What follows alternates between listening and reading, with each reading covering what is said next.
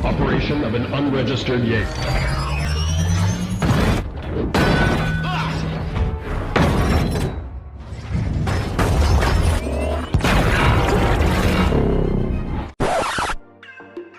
Hai sedulur, apa kabar? Sehat semua ya sedulur? Kali ini saya akan membawakan alur cerita film yang berjudul Pacific Rim Uprising. Film ini dari Amerika Serikat, sebuah film action yang dirilis pada tahun 2018 dan disutradarai oleh Steven S. Knight, yang diperankan oleh John Boyega, Scott Eastwood, Rinko Kikuchi, dan Kylie Spenny. Film ini sangat rekomen untuk ditonton karena alur ceritanya yang menarik dan seru. By the way, film Pacific Rim Uprising ini menceritakan tentang Jack, putra striker Pentecost, bersama Makomori memimpin generasi baru pilot Jaeger, termasuk Lambert, saingannya, dan Amara, peretas muda, melawan ancaman kaiju yang baru. Ia pun lalu terlibat dalam dunia kriminal bawah tanah. Sebelum lanjut ke cerita, saya tegaskan lagi ya sedulur, ini hanya spoiler alur cerita film. Lebih baik sedulur langsung menonton filmnya, karena menonton film secara keseluruhan, sedulur akan merasakan sudut pandang dan sensasi yang berbeda tentunya. Kita lanjut ya ke ceritanya. Pada awal film, ada monster raksasa yang menyerang dunia, dan ia disebut kaiju. Ia masuk melalui celah gerbang menuju dimensi lain di dasar Samudra Pasifik. Ia dikirim oleh ras alien yang disebut Precursors. Para generasi baru berbalik menyerang. Ada robot raksasa yang diberi nama Jaeger. Robot itu harus mempunyai 2 pilot untuk mengendalikannya. Setelah sejak 10 tahun yang lalu, mereka memenangkan peperangannya. Kota di dunia pulih dan perlahan kembali membaik. Dalam mencari Jaeger, Jack bersama 3 orang lainnya menelusuri tempat seperti barang rongsokan, yaitu tempat Jaeger non-aktif. Jack memegang alat pendeteksi untuk mengetahui di mana kapasitor yang aktif itu berada. Kapasitor aktif telah digunakan oleh anak perempuan yang sudah membuat Jaeger. Lalu, ia kabur menggunakan Jaeger Scraper itu dan menabrak November Jack. Setelah menabrak, anak itu pun keluar dari Jaeger-nya. Tapi setelah keluar dari Jaeger, Jack dan anak itu ditangkap. Jack mengetahui dan menemui saudarinya Mako. Dan Mako meminta Jack untuk melatih mereka yang ada di asrama untuk ikut menjadi co-pilot. Di Moyulan, Jack dan anak itu saling akrab dengan orang yang ada di Moyulan, terutama pelatihnya. Ada Ranger Lambert dan mereka mulai berlatih di jam 6 pagi.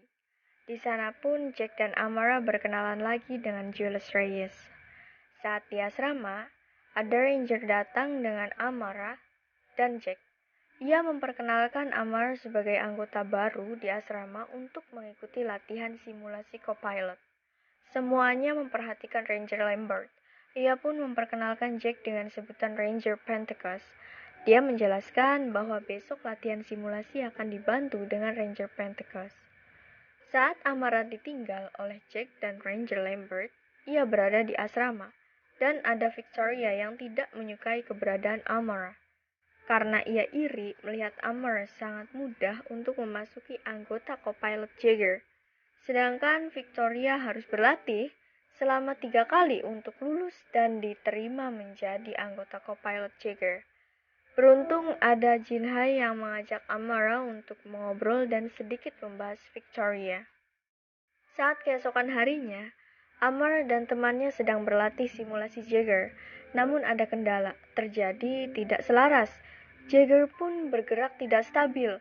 Amara berusaha untuk tidak termakan oleh kaiju. Namun sia-sia.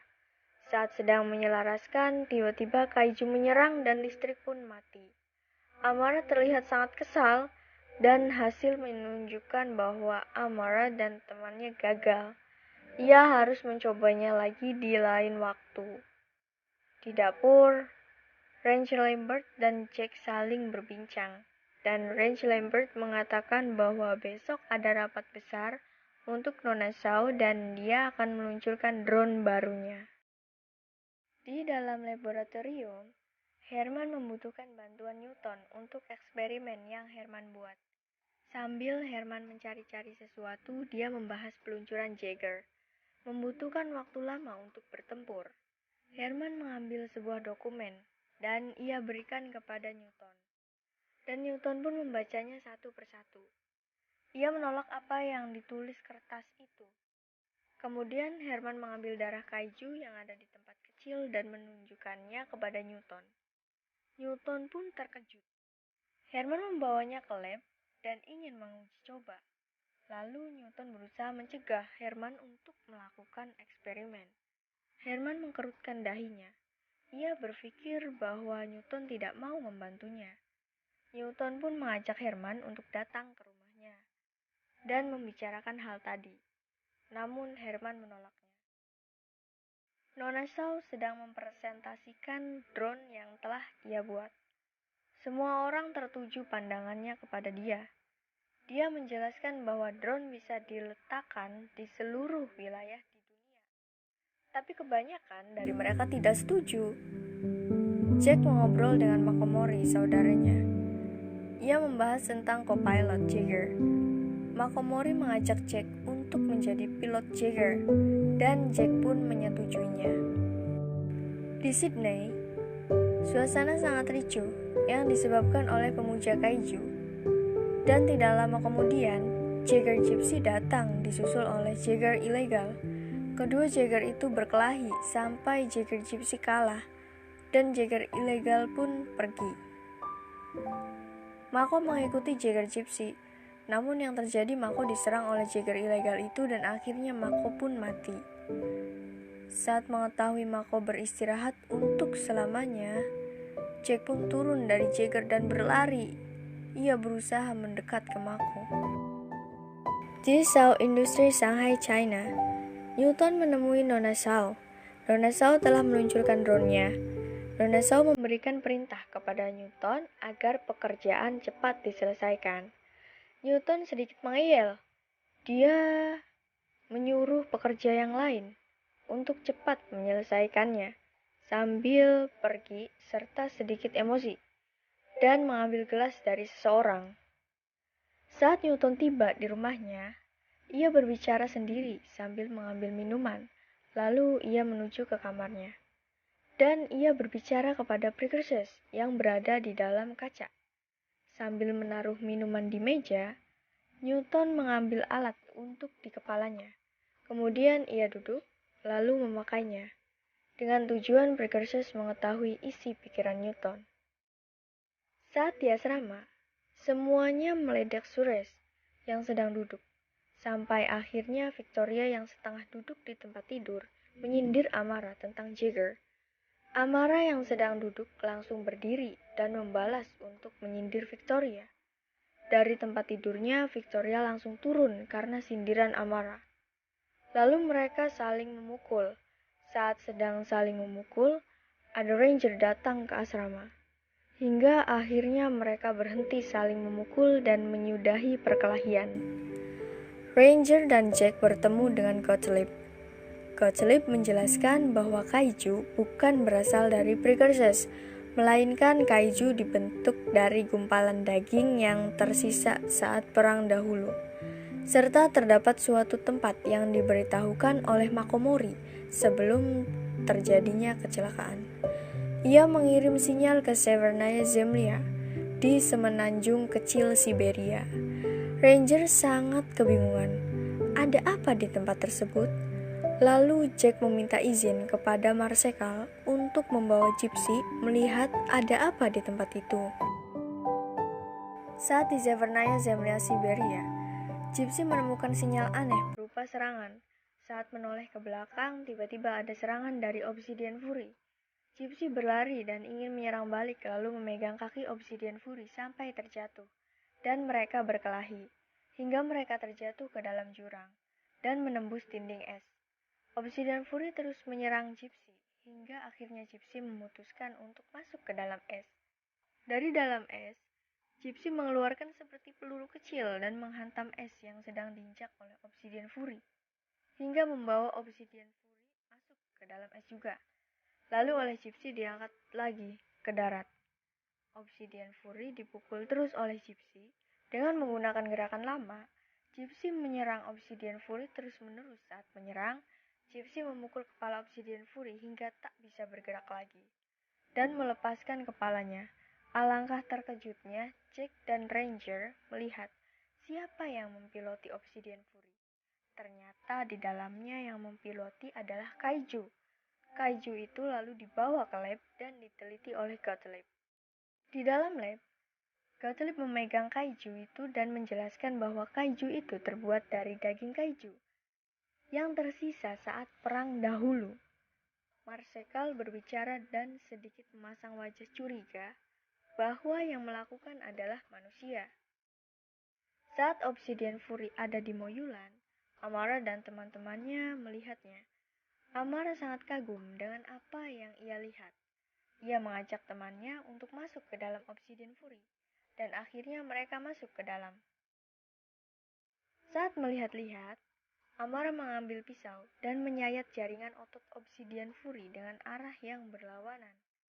Dan darah Kaiju menetes ke tangan temannya, hingga temannya terluka. Saat mengobrol dengan Jack, Amara sedang duduk dengan sedikit kesal karena yang melakukan kesalahan hanya dirinya, bukan temannya. Namun Jack tetap menghukum Amara dan yang lain. Kemudian Jack pergi. Saat ingin pergi, Amara mengatakan Shaw Industry, dan Jack pun berbalik badan. Amara menjelaskan Obsidian Fury itu buatan Shaw Industry, karena satu-satunya industri yang bisa melakukan metamaterial dengan arah berlawanan. Saat berjalan, Jack membicarakan perihal Obsidian Fury kepada Gottlieb dan temannya. Gottlieb mengingat ada Newton di sana yang mempunyai catatan internal dan daftar muatan. Mereka berhenti berjalan. Jack meminta Gottlieb untuk menemui Newton dan membawanya ke Marsekal. Di Shaw Industry, Nona Shaw melihat gadget di tangannya. Lalu ia berbicara kepada asistennya bahwa ia akan ke kantornya. Ia menitip pesan ke asistennya bahwa jangan ada tamu masuk tanpa izin khusus. Saat Amara ingin pergi dari asrama karena ia dihukum, teman-temannya khawatir dengan dia, tapi dia harus pulang. Dalam perjalanan ingin pulang, Amara melihat ada drone Shaw Industry, namun seperti tidak beres. Lalu ia kembali ke Moyulan. Ternyata drone Shaw Industry mengalami kesalahan teknis. Marsekal memerintahkan semuanya untuk menaiki Jaeger. Saat Herman berhasil memasuki Shaw Industry, ia bertemu dengan Newton dan membicarakan drone. Herman menyangka bahwa Nona Shaw yang telah menghidupkan drone pembunuh. Lalu ia menyuruh Newton untuk menghentikannya. Newton dan Herman pun memasuki laboratorium dan mengusir semua orang yang ada di lab. Ia mengancam jika tidak keluar, ia akan menembaki mereka. Akhirnya Herman dan Newton yang mengambil alih untuk menghentikan drone. Kaiju muncul dari laut dan menyerang sejumlah kota. Akibatnya semua menjadi kacau. Setelah selesai menyerang kota, 3 kaiju menuju Gunung Fuji untuk mendapatkan elemen langka bumi dan menghancurkan semua manusia. Tapi sebelum sampai, ia dihadang oleh Jaeger. Mereka saling menyerang. Setelah sampai di Gunung Fuji, Jaeger dari atas mendarat tanpa co-pilot, turun menghantam kaiju. Co-pilot diselamatkan oleh Nona Shaw dengan Jaeger Scraper. Akhirnya mereka selamat dan kaiju pun mati untuk selamanya. Film pun selesai. Sekian cerita spoiler film Pacific Rim Uprising. Filmnya seru kan sedulur? Dan setiap film pasti mengandung makna dan nasihat-nasihat di dalamnya. Kali ini film Pacific Rim Uprising mempunyai makna bahwa dari manapun kita berasal, kita adalah keluarga. Tidak peduli ayah ibunya siapa, jika kita telah bersama dalam sebuah anggota atau kelompok, maka kita adalah keluarga. Dan semuanya adalah saudara. Jangan ada yang membeda-bedakan. Lalu jangan mudah iri dengan orang lain karena kesuksesan yang telah mereka capai. Jangan menjatuhkannya. Kamu bisa belajar dengan dia bagaimana caranya untuk mencapai kesuksesan juga. Dan setelah semuanya tercapai, jangan egois, karena egois adalah pusat masalahnya. Tidak memikirkan orang lain, hanya memikirkan diri sendiri. Dan hargailah setiap perjuangan seseorang, karena mungkin perjuangannya yang telah mereka lalui sangatlah berat. Jika ingin dihargai, maka hargailah orang lain terlebih dahulu. Tetaplah berbuat baik, hingga balasan dari Tuhan pun baik pula untuk diri kita sendiri. Sampai di sini dulu cerita spoiler film Pacific Rim Uprising. Akankah ada kelanjutannya? Yuk jawab di komen. Terima kasih sedulur yang telah menonton spoiler film Pacific Rim Uprising.